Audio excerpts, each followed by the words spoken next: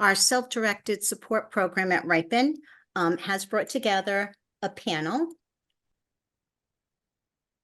For those of you new, RIPIN has been in Rhode Island for about 32 years. We are a nonprofit helping folks navigate different systems of care. Our bucket areas include healthcare, education, and healthy aging. So what is self-direction?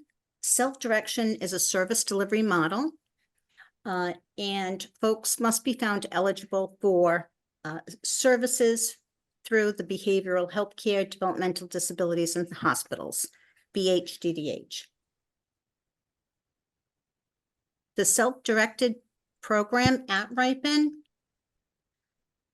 focuses on training and education, capacity building, peer referrals, peer support and referrals, and collaboration with many other local and state agencies.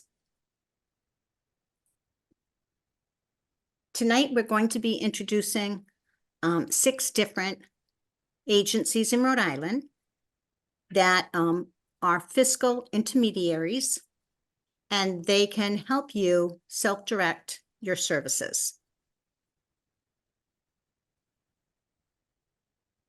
The first agency that we'd like to introduce this evening is Refocus. And can my friends at RIPIN tell me if Anita's with us? I do not see her in the room. Okay. So Anita will probably join us later. Refocus is located in Providence, Rhode Island. They support 200 individuals or a little over. They have a little more than 250 staff, and they've been in service for 52 years. Their mission statement, they are a nonprofit in the Human Service Agency, which serves adults with differing physical and developmental needs.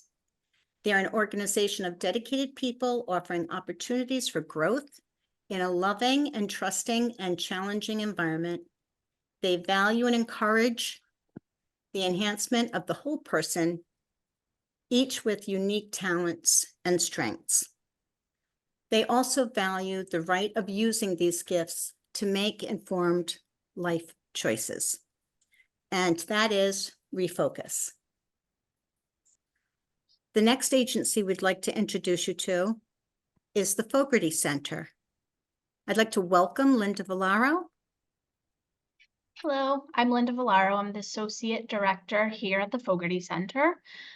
We are located in Barrington, Rhode Island. Currently, we have 775 clients just in the Buddha Self-Directed program alone.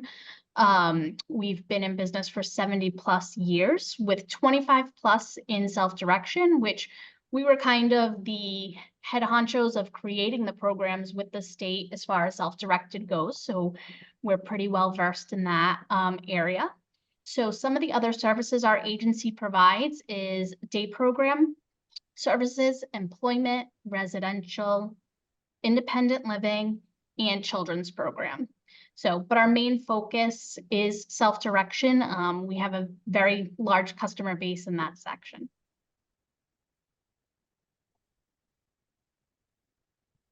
Thank you, Linda. Anything else you want to add? You're just, you were very efficient in your information. So you do have more time if you'd like to share anything else. I think I'm good. I will wait for the question time. Okay. Thank you, Linda. No problem. For our participants this evening, we do ask that you hold the questions till later on. We'll do a Q&A. The next agency we'd like to introduce is Seven Hills of Rhode Island. Pat Lindquist is here with us, and Nancy Acton. Pat, tell us about Seven Hills. I couldn't find my mute button. I am so sorry. Not at all. It happens every day. Go right ahead, Pat. Good evening, everybody. I'm Pat Lindquist. I'm the area director of all the community services here in at Seven Hills, Rhode Island. We are located in the northern end of the state, Lincoln, Rhode Island. And we've been operating for over 62 years and 14 years actually in self-direction. Some of the services that we offer services for young adults under the age of 21. So we have a children's department. We also offer some self-direction, not only under Buddha services, but also under EOHHS. We have day employment and community-based services. We have non-24-hour supports. That's helping people within their own apartments in the community for sporadic hours throughout the week. We have 24-hour residential supports, including 12 homes in the northern area. We have 2 community residents where we rent out to people who may have an intellectual disability. We have an adult day health under EOHHS. So that's right in the Northern Rhode Island area also. And I think that's about it. Pat, thank you so much. Next, we'd like to introduce Perspectives Corporation. Dale Smalley is with us this evening. Dale? Hi, my name is Dale Smalley, and I'm a senior director with Perspectives Corporation. And I have with me, in case I make a mistake, Sarah Webster, because she's my expert. We are located in North Kingstown. I kind of just said that we're large and we have multiple programs, and we've been I'm sorry, we have been in since 1977. I did want to, they had asked us if we have a area of expertise and that is unique, because we really provide a lot of, you'll see in our infographic, we provide a lot of the same services as other agencies, but our deaf and hard of hearing supports are unique in the state of Rhode Island. Many other agencies obviously provide deaf and hard of hearing services, but we have 2 group homes, we have an SLA, we have a day program. So I just wanted to highlight this. And I really just brought this infographic because it just pretty much tells the scope of our services. And I don't need to go through it. It could be distributed. I too would love to save time for questions and answers.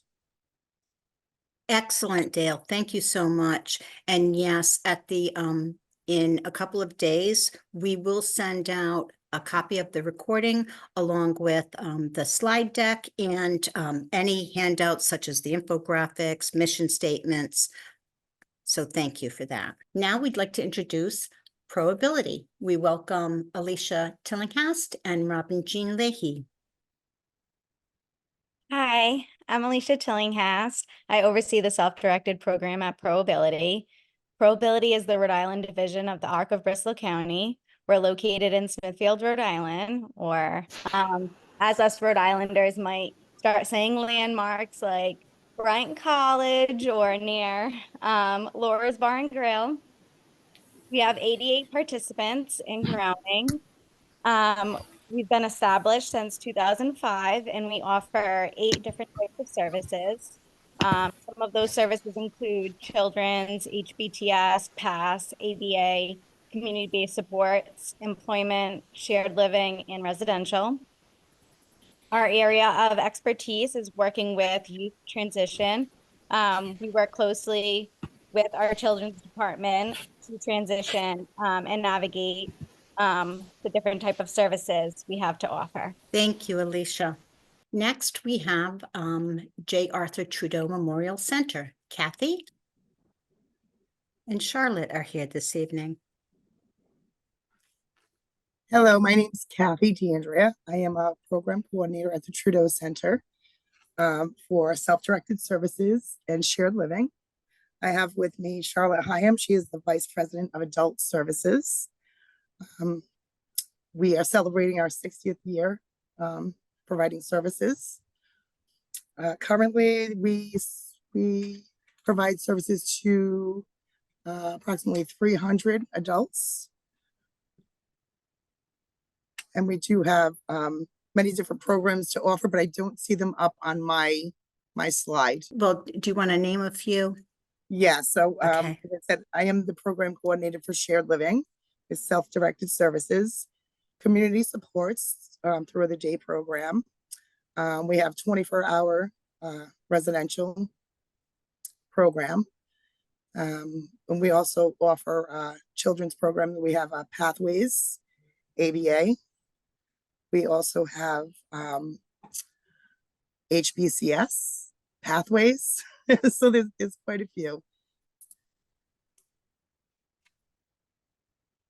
Thank you so much, Kathy. All right, now I'm going to turn the screen over to my friend Sharon Koshin, the manager of the Self-Directed Support Program at RIPIN. Thank you, Sue. Welcome, everybody. So Sue, if you could bring the PowerPoint back up, we can start with the questions. Each question will be answered by one of the 6 fiscal intermediaries that we've just introduced. The first one was to go to refocus. I'm going to check again. Is Anita here? No? Sue, would you like to help answer this question? We'll start with. So we have so much expertise in the room. Linda, Get us started, can I? Linda? Thank you. I can answer that. Thank you. No problem. So I'm going to be reading off not an infographic, but I typed this up. So I am going to be reading from something just so I make sure I give you guys all the information. So what is an FI?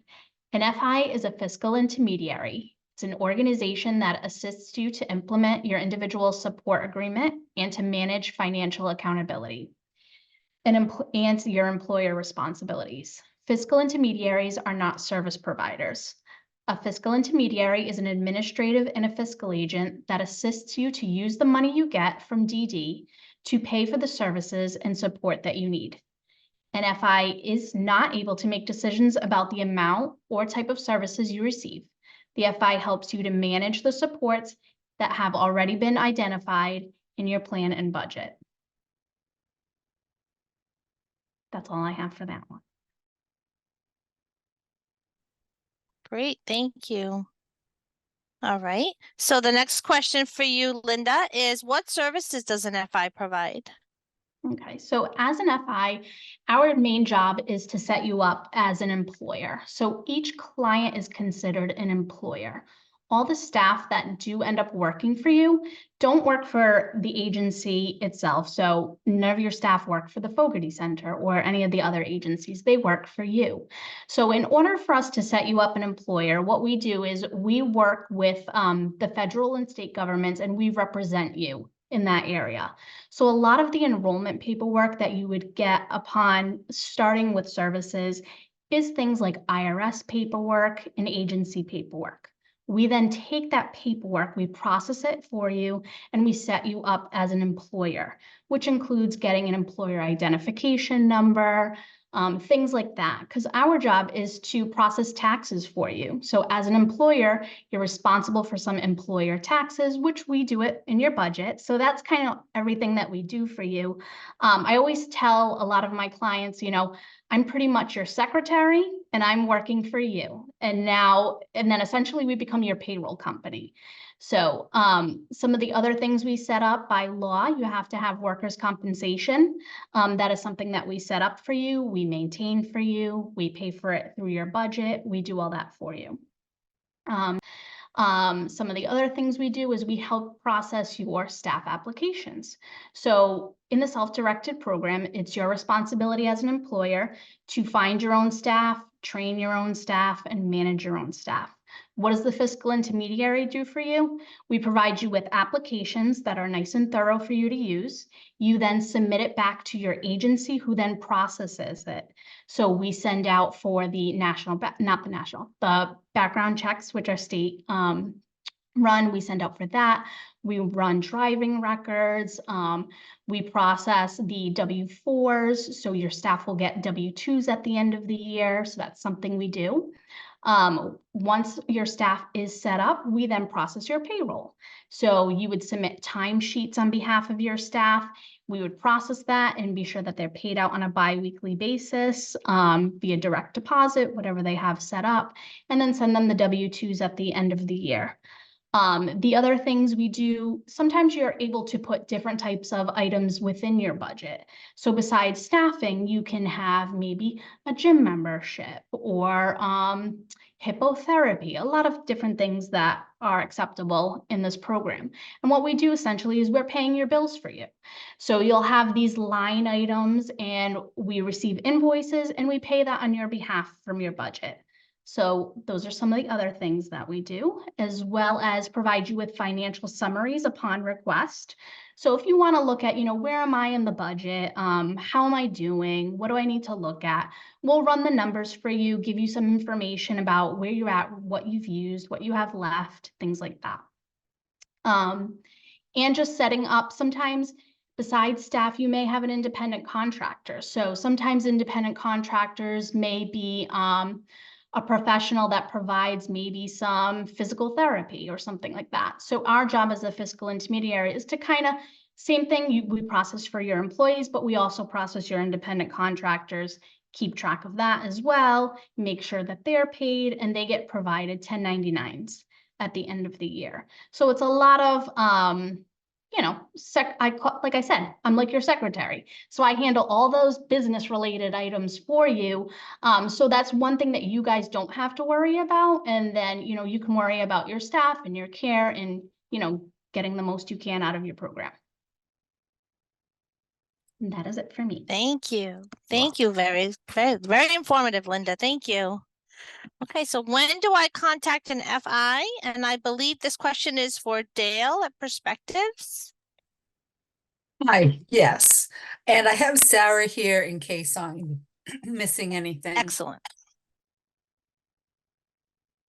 I too am going to read my prepared stuff, just because I don't want to miss anything either. And so the question, when do I contact an FI?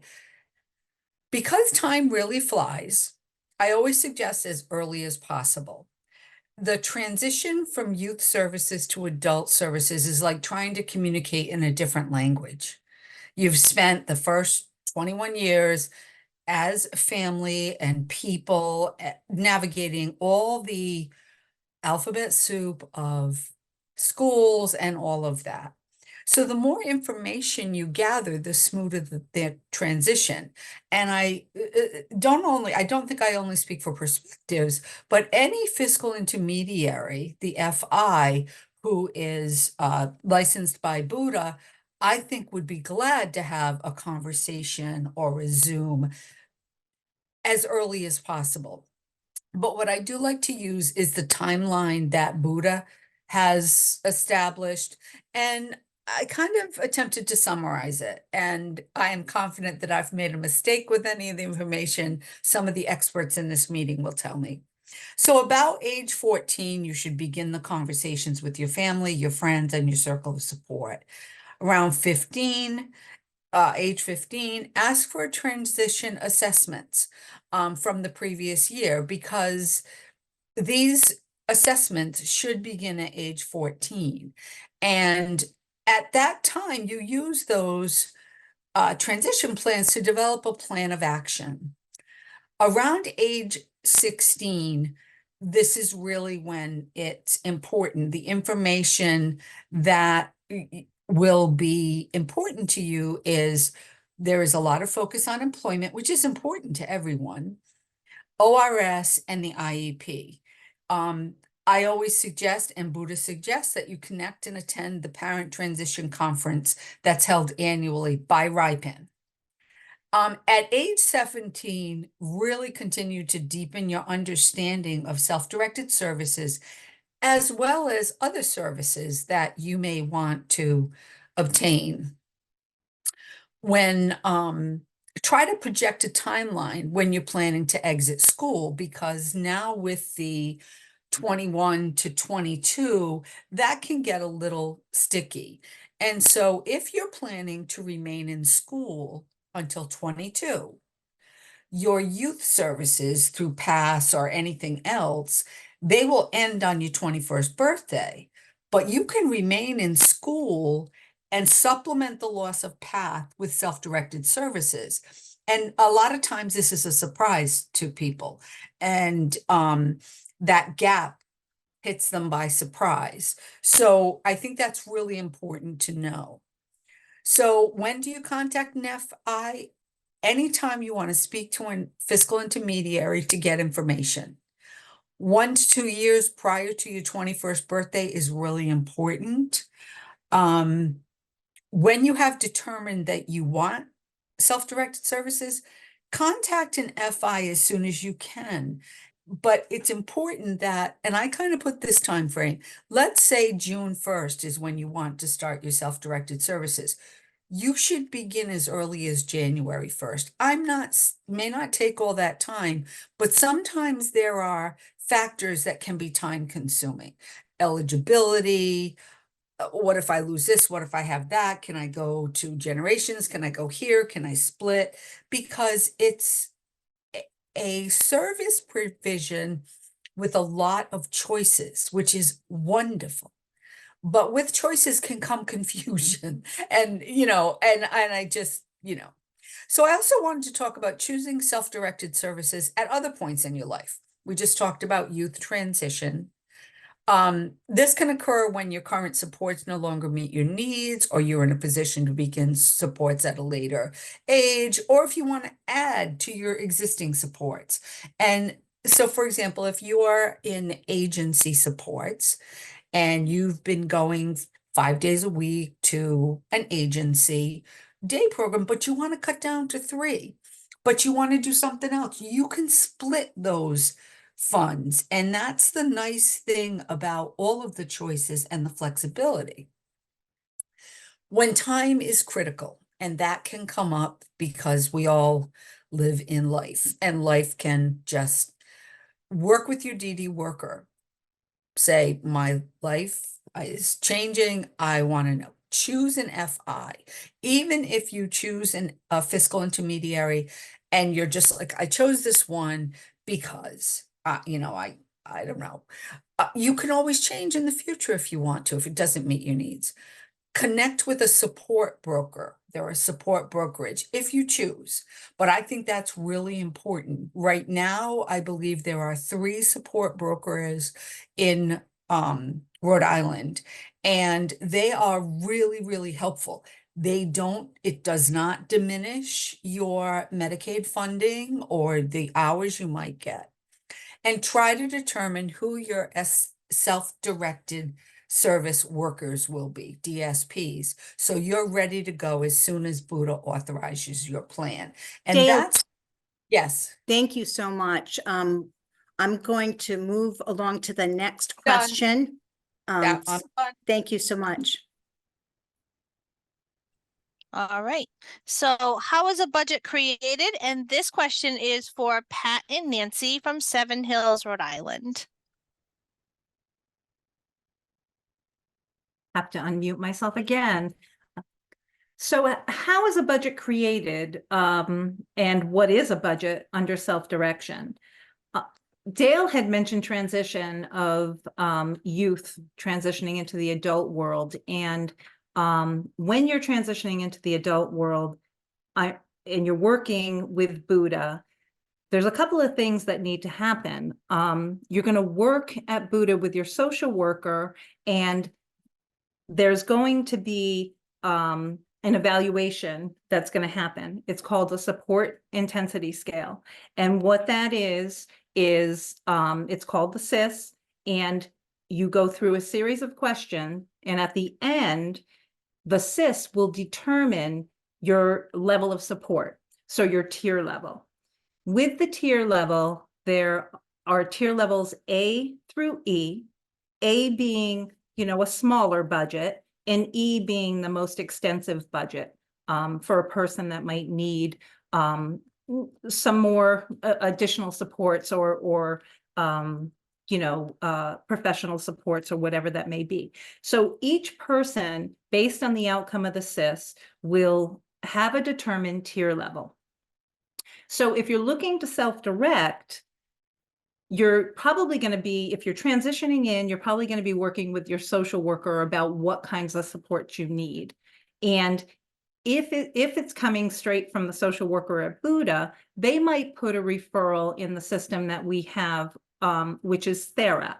And if you're looking for self-directed services, that's where we will find the referrals.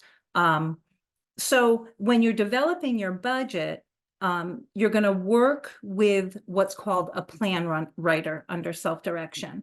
Because it's not agency-based, you're not going to have a support coordinator or a case worker that's going to help you put together on the adult side called the ISP, on the children's side called the IEP.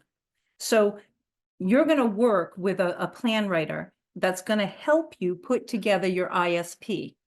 And your ISP is going to determine what goals you want to work on within the self-directed services. So those goals will ultimately be what your self-directed staff are going to be working on with you. Now, any staff that you hire, you determine the rate of pay. So right now, the state has determined that the rate of $20 is the minimum to $35 an hour is the range that you can pay your employees. What I like to tell people is that, for someone that's a tier A and B, maybe a lower rate because you're probably out doing a lot of activities. For someone that might have some more challenges, whether that be medical needs or some behavioral challenges where you might have to do some more extensive work with an individual or more hands-on, then that's where you move to the higher rate of pay possibly. But ultimately, under self-direction, it is the person's decision how much they want to pay their staff. But within the budget, you just have to remember that the more you pay your staff, the less hours you will have. Okay. As Linda said, she mentioned that, if you are working on a goal to get healthier or make some healthier choices, you might want to add in what's called a line item, goods and services, and that will pay for a gym membership. Or if you're looking to connect to the community and get out there and meet people, you might want a Zoom membership or join a integrated class within the community. So with that, you're putting money aside for that. So you're starting to create your budget. You're indicating how much you want to pay for your staff. You're also indicating whether you want to include any goods or services. You're going to work with your plan writer on configuring all of that. And I think Dale had mentioned a support broker. So if you are looking to connect with a support broker, that's also part of the budget. There are some hours that are built into the budget. However, if you think that you're going to need more to help with your staff, staff training, or, how do I find staff? And you need some extra support from that support broker, you can always add more into your budget. So all of that, you're going to create your plan. Your plan will drive your budget on what kind of items you want to include to make sure that you're living a full life.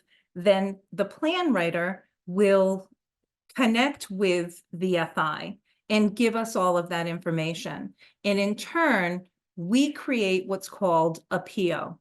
And the PO is what we submit to the division to be able to allocate all of that money appropriately. So your staff wages, any goods and services you want to put aside, any support brokerage you want to put aside, all of that will have certain line items. So we give the plan writer the PO, and then they will work with you for getting it signed. It comes back to us along with the plan, and then we submit the full package to BHDDH. And we wait then for authorization and approval, for the person to begin services. Pat, thank you so much.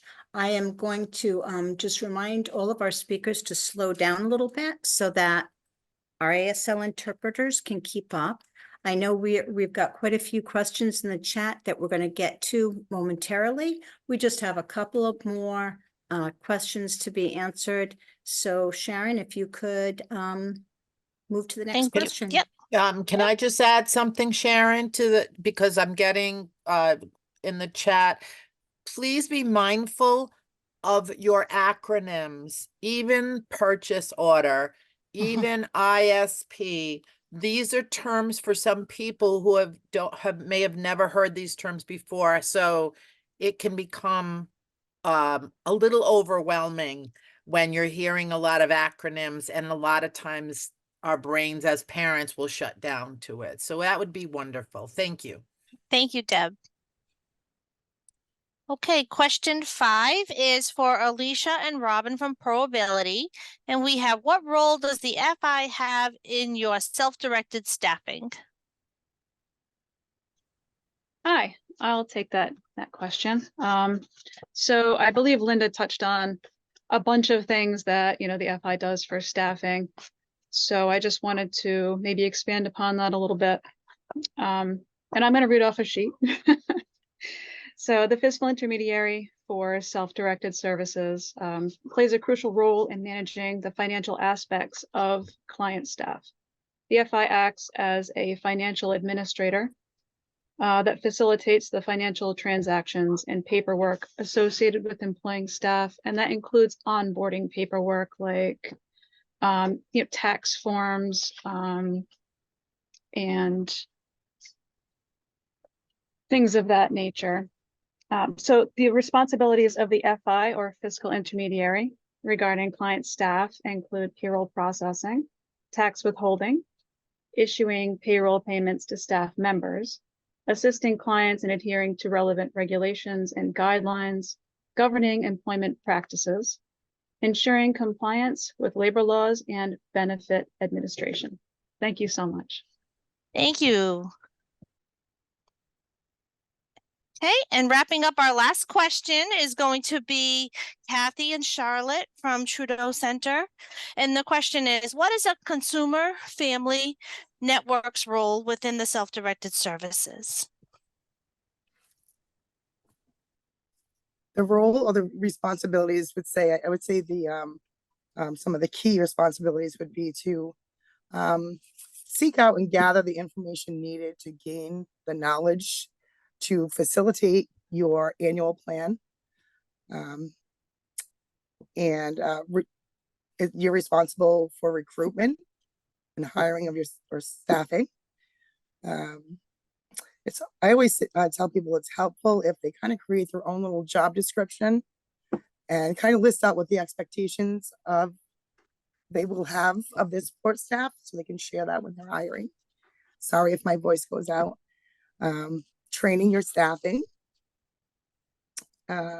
supervising the staffing, also to review all timesheets, sign and submit to your fiscal intermediary. And also communication is key. We should always keep in touch with your fiscal intermediary, notify us of any staff injuries, because then we are like a liaison, so there's workers' compensation involved, or something happens and unemployment is involved. That also happens sometimes. So we need to have information, be kept up to date. Should also notify your fiscal intermediary should you terminate staffing, because we ask that you would send us something in writing. We'll help keep that in your file. If that's ever needed down the road, we will have that. And also notify us of any reportable incidents, whether you're reporting them on your own or you need assistance with reporting an incident that has to do with abuse, neglect, mistreatment, or exploitation, and we do help out with that. And just to kind of stay informed, take advantage of the trainings and the public forums offered by Buddha, the Sherlock Center, CPNRI. There's many agencies that offer trainings. And I pass along when I get the newsletter from Buddha. I always send it off in an email to folks, but you can also enroll on the BHTDH website for that newsletter. So they go directly to you.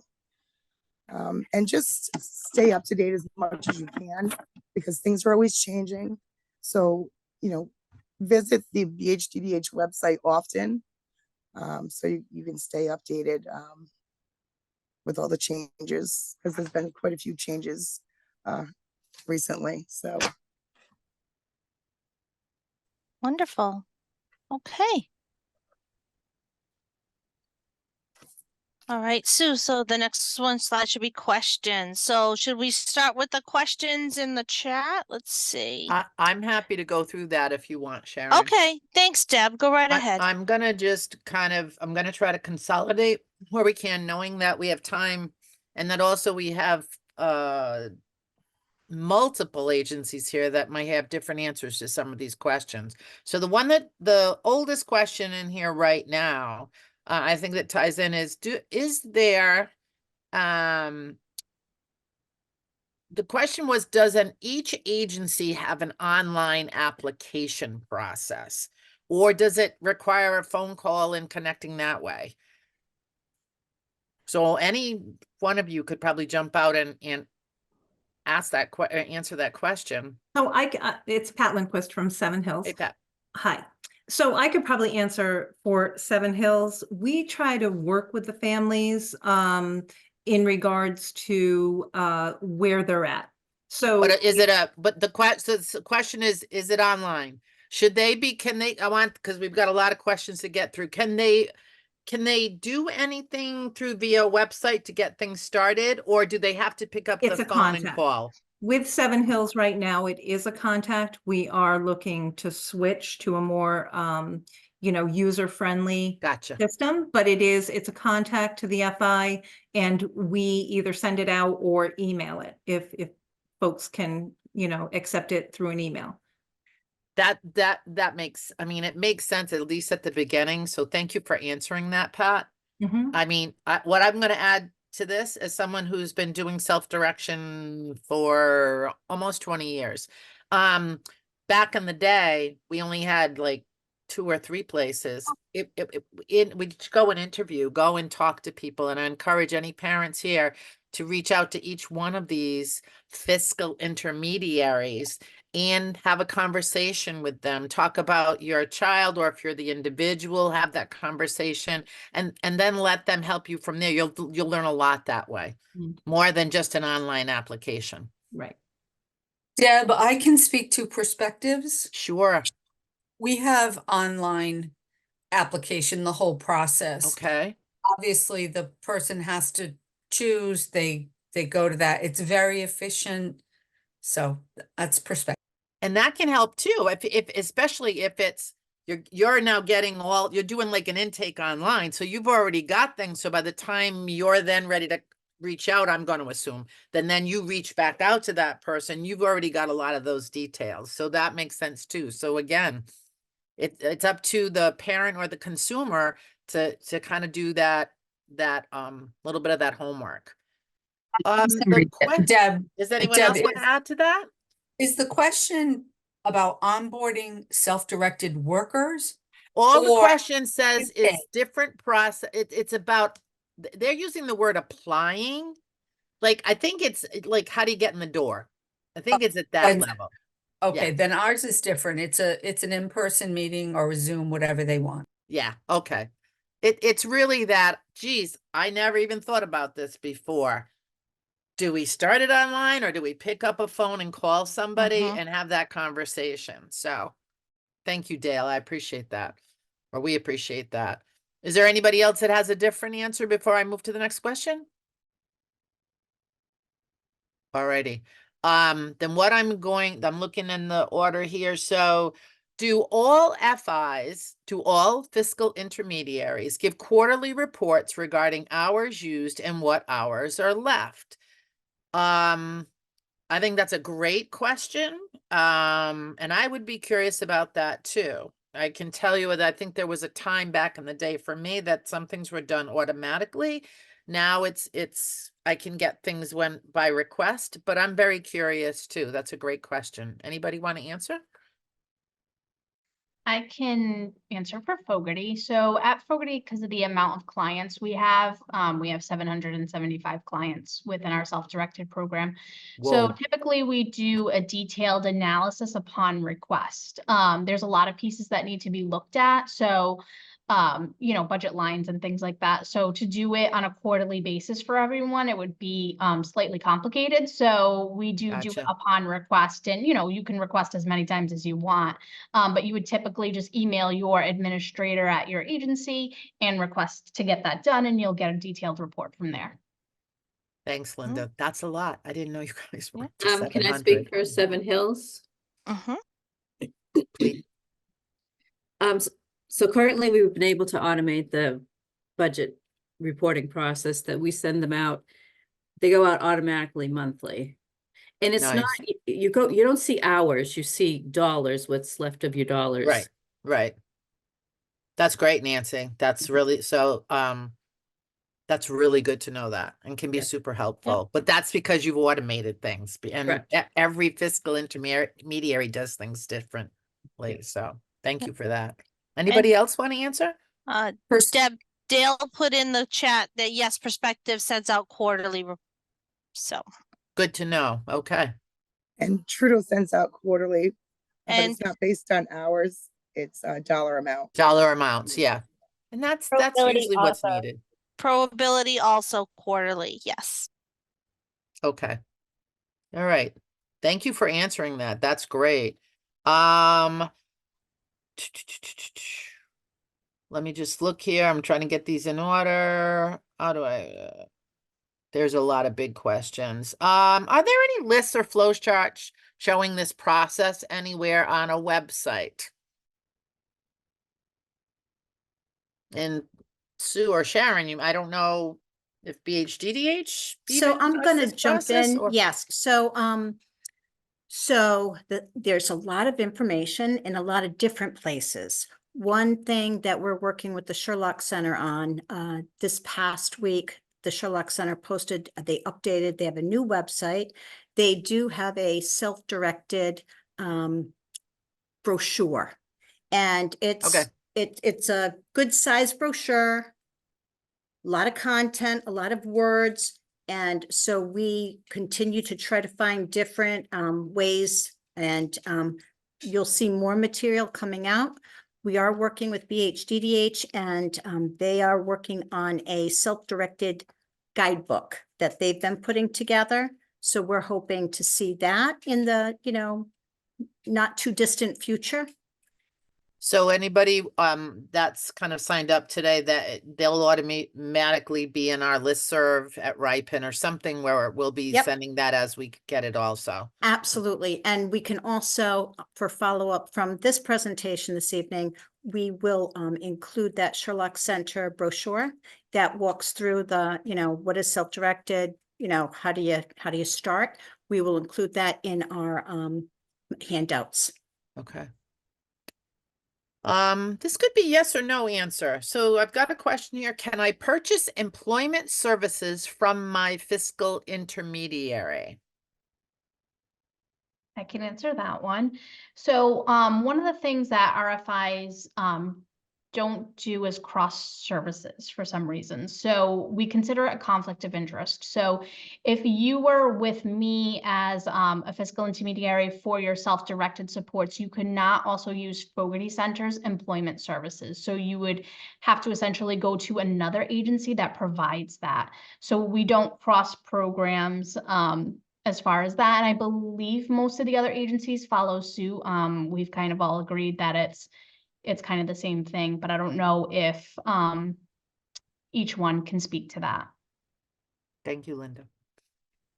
Perspectives does not adhere to that rule. I know it's been talked about, and I know that there are different opinions, but we don't. If you are with fiscal intermediary and you want employment, you can do both with perspectives because one is an agency driven and one. You're muted, Dale. You just muted yourself. Dale, we didn't hear that last part. Because the difference between agency services and self-directed services are very unique and different. So, Okay, so perspectives, you can do that. Okay. yes. Yep.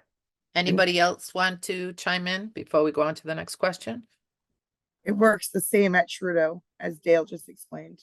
Yes, and Okay. at Seven Hills also. Okay, Probability as well. thank you very much. I just wanted to, Um, could I just add quickly? I'm sorry, this is please. Charlotte from Trudeau. We also, people can buy day services and other services as well. It's not only employment. They can buy other agency services. Just wanted to say that we do that at Trudeau. Right, thank you. Question, regarding on those of you who have fillable online applications. So I'm gonna make this a two-part question. Are they available in Spanish? And, I'm gonna add to that question, do you have, staff who speak Spanish, and can answer questions? I can tell you at Seven Hills, we have available resources for interpreting, and we also use an interpreter service. Beautiful. Okay. That's great. Thank you. Anybody else?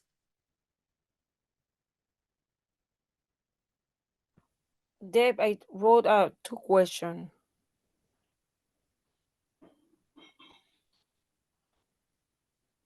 And the same perspectives. Hold on. When the hands up for the meeting will be available. Okay, so does anyone else have their resources and materials in Spanish or any other language? So not that I'm aware of, but that is a great idea. Right. Yeah, it's I don't even know if it's a great idea, but it sounds like a very important accessibility kind of thing. So yeah, it's a very, very important question. And I'm glad that it was asked, and I'm hoping we'll hear more about that in the future. There's a lot of need out for those resources, not just written resources, but to have individuals available to have those conversations. I can just tell you, working at RIPIN, we have a lot of kids coming up from the system that with parents who are there, support people who need things in other languages. Okay, let me just see what other questions. Will these handouts for this meeting will be available? I could believe Sue already said that will be coming after this meeting is over, along with a survey. We usually ask for like 2 to 3 business days because we do like to go through the audio and if there are any edits that need to be done. So our communications team, of course, certainly will get it out as quickly as possible, but usually three business days. Thanks, Sue. We have a question here. If a parent is a direct support professional, so a parent is is an employee of the consumer for their adult child, do they have to claim that as earned DSP income? So that would be a question that we would suggest that you go to a tax accountant in order to get accurate tax advice. So I would follow up with a tax accountant or the person that you know. There is some information from the National ARC that talks about federal tax law that is responsive to caregivers that live with the consumer or is related to the consumer, and what if what tax break or exemption that they provide. But but something certainly that we wouldn't be able to advise on.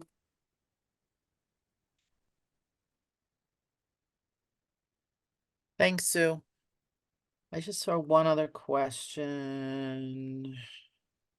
I see a question in here. So, Go ahead, oh, Sharon. where did it go? Where did it go? It had to do with mileage. Oh, yes, that was Oh, well, back up why at the do some top. FIs allow for mileage for direct support professionals and others do not?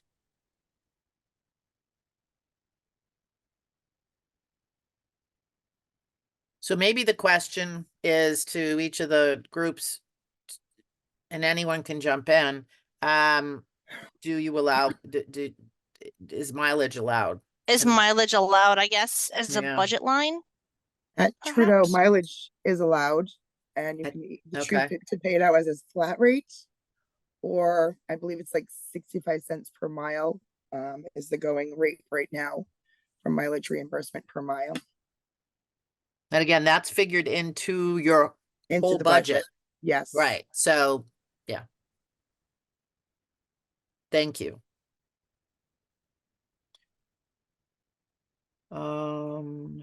Probability mileage is allowed, okay.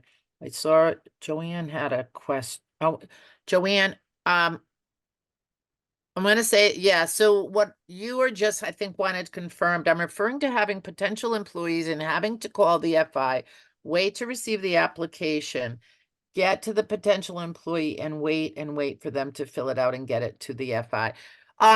So there is definitely some legwork there that I'm certainly aware of, and I mean, I hope anyone else can jump in here, but having the family or the consumer has to find the employees. Those employees or potential employees have to fill out an application. And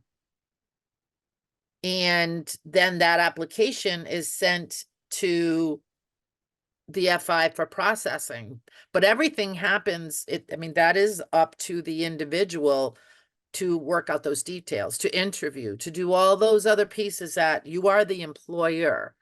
So yes, that's what I understand is our responsibility. And then all that paperwork is then given to the fiscal intermediary who takes it from there to do that other processing. I hope that. Could I speak? Could I speak to that?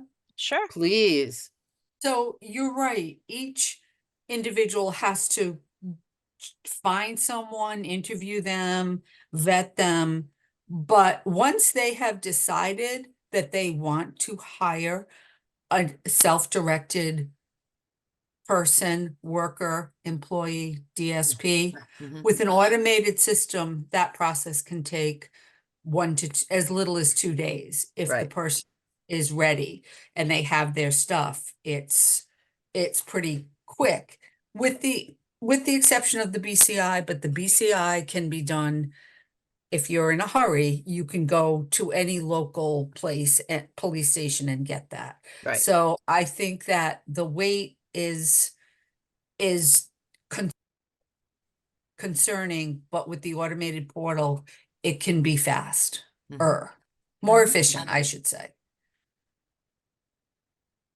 Okay. Thanks, Dale. That was helpful. Deb, I just wanted to follow up on the mileage question for Seven Hills, mileage is allowed. For probability, mileage is allowed. Mhm. And for perspectives, it is not allowed, but it is worked into the staff wage rate. Right. Okay. I think that's the thing. Everybody does it a little bit And Fogarty differently. says yes to mileage as well. Yeah. Sorry. Yeah. Can I speak a little bit more about the employee packet, the employee forms? Sure, So Nancy. Yeah. we don't currently have them automated. We've interviewed a couple of payroll companies to accomplish this, but the families have to remember that they are the employer and they do need to review the packet and submit it as complete. That's where most of the delays occur. The packets aren't being submitted with all the signatures, all the backup documents. So they have to remember that they are the employer and that must be sent to us complete. And as completed as it is as quickly as we can process it. I'm just going to jump in. We're coming up around at time. Nancy, thank you for that. I do just a couple of observations. I know at RIPIN, it typically takes us to get a BCI check back anywhere from 5 to 10 business days. So I just want to, reality check, sometimes things take a little bit longer, and I know that's something that we deal with all the time at RIPIN. So I just wanted to share that. Also, as far as the applications, like Nancy said, I found it really helpful. The FI that I work with, they put instructions. They've got an instruction sheet, and then their second sheet is, okay, check off, the little boxes, and you can check off, did I include this? Did I include that? Did I include the other thing? Hopefully, you're not always hiring staff.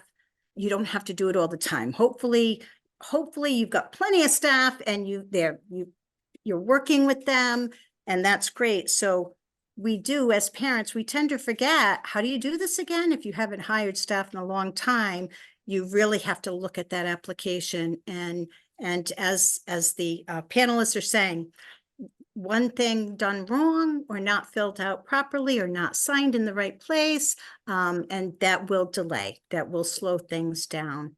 So thank you for that. We have a survey. I'm going to ask one of the RIPIN staff to put the survey in the chat. All set. Thank you. Deb, any other burning questions? I do not see any. Oh, wait, hold on. Nope, that was Sharon. Never mind. No, I think we've covered everything. I think we tried to touch on it. I mean, it's a big subject. And I'm sure there's a lot more questions, but that's why we're there, RIPIN's doing this. And I think we did get some good answers tonight. So that's it. Thank That's you. all I got. Next, on March 26th, we have why I chose self-direction. So we'll have 4 or 5 consumers that are utilizing self-direction, and they'll be on a panel presentation. We're working closely with Advocates in Action. So I'm sure you'll recognize several of the participants. And we have a QR code. Nathan, could you tell us, how do we do a QR code? Sure.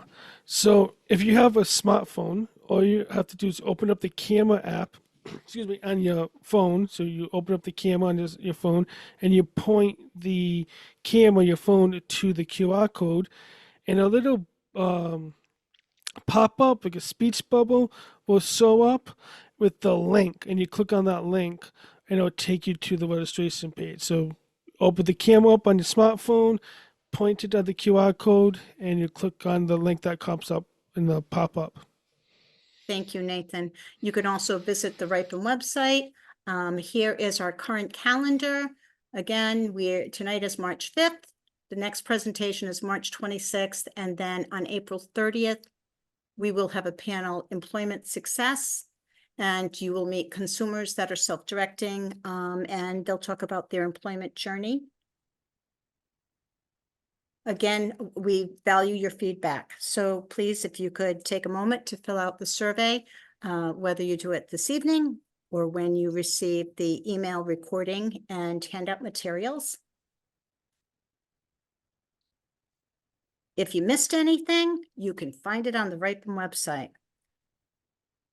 So please check out the website. And this is our contact information as well.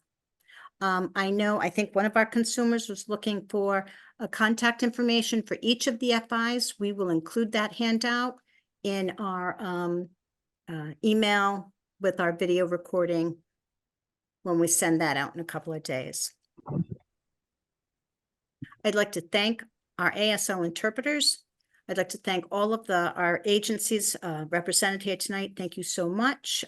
This has been wonderful, and hope to see you back next month.